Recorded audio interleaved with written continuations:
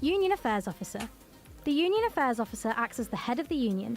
This role represents and advocates for the students in talks with the university and wider organisations. They'll also chair our trustee board and act as the liaison between the Students' Union and the college presidents.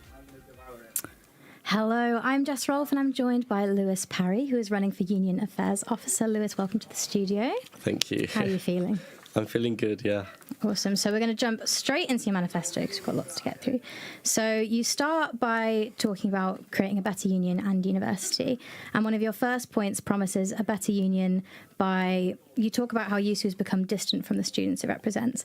And you promise to ensure the new union is rooted in democracy and direct engagement with the student body by improving the transparency of decision making. Could you elaborate on where you think USU has been failing on this and what your plans are to improve the way the union engages with its students? Yeah, so I think recently there's been a bit of kind of drama around USU. And I think it mainly comes from people just not understanding kind of how things work inside USU, the inside decision making. And I think a lot more can be done just to promote how it actually works. I think with this year, kind of the new union that's being created, we've got a good opportunity to kind of promote the new systems within USU, the new decision-making systems. So that's kind of where I would focus, just promoting and educating how USU actually works. Hopefully that should improve the transparency. If people can understand where the decisions are being made and how they're being made, they should be able to engage more in those decisions, I think. Mm-hmm. So in what ways would you seek to increase student understanding of how USU works? I mean, I think just promoting through, social media, even on-campus kind of promotions. I also think the website is sometimes hard to find the kind of the specific bits that the like decision-making parts. So I think the website, the USU website, can be made a lot clearer in like kind of how USU works. Mm-hmm. Do you have any plans for increasing or improving the way that students can communicate with their sabbatical officers? Yeah, so like you said, one of my points was to kind of increase the contact that students have with their officers, because I think a lot of the time it's kind of there's the elections and then there's not much contact for the rest of the year until the next elections. So I think kind of having in-person meetings, sort of town hall style meetings where students can meet their SABs and ask questions and talk to them, that kind of thing would be really beneficial, I think. Mm-hmm. How would you encourage students to attend those? Again, I think it's promotion. I think sometimes USU has stuff like going on similar to that, but it's maybe not promoted enough. So I think, yeah, again, the same kind of promotion. Okay. On a similar note, you argue that the university makes decisions without sufficient explanation given to students.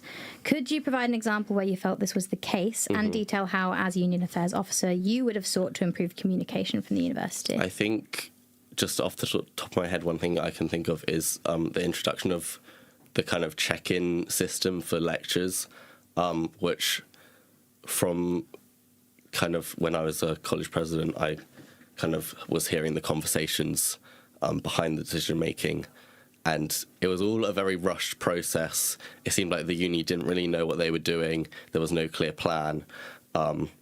So I kind of think that was not great, and I think they just introduced it without really explaining what it was there for. Everyone was very confused.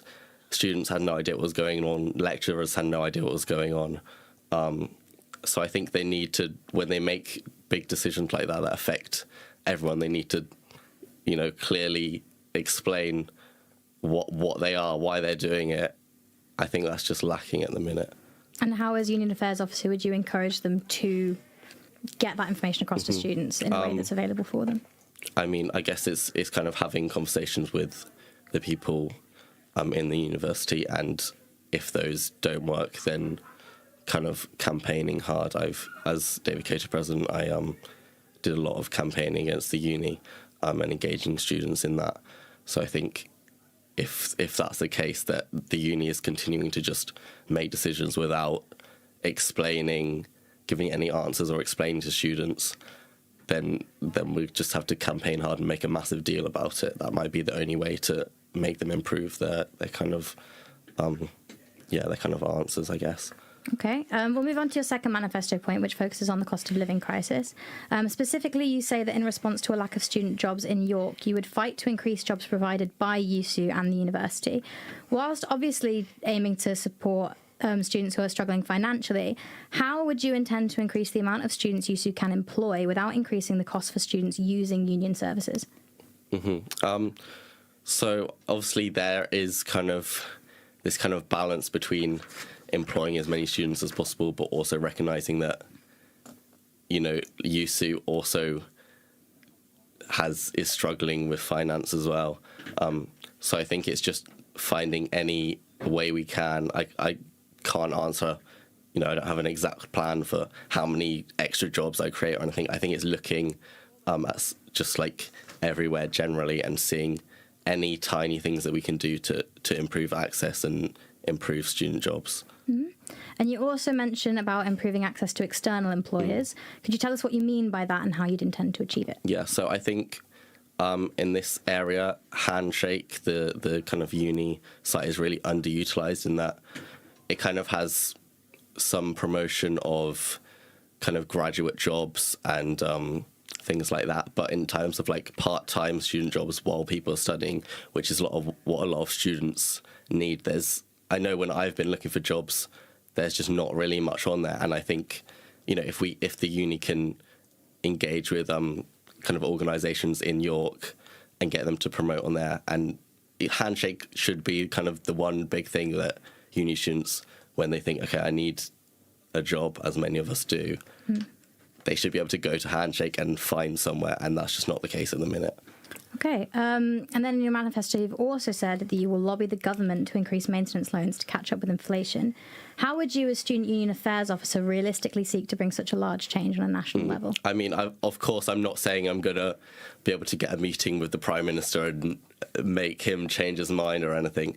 I think a lot of it will be working with other students' unions and other universities around the country, and the more kind of momentum we can get behind that, hopefully we can kind of create a bigger impact.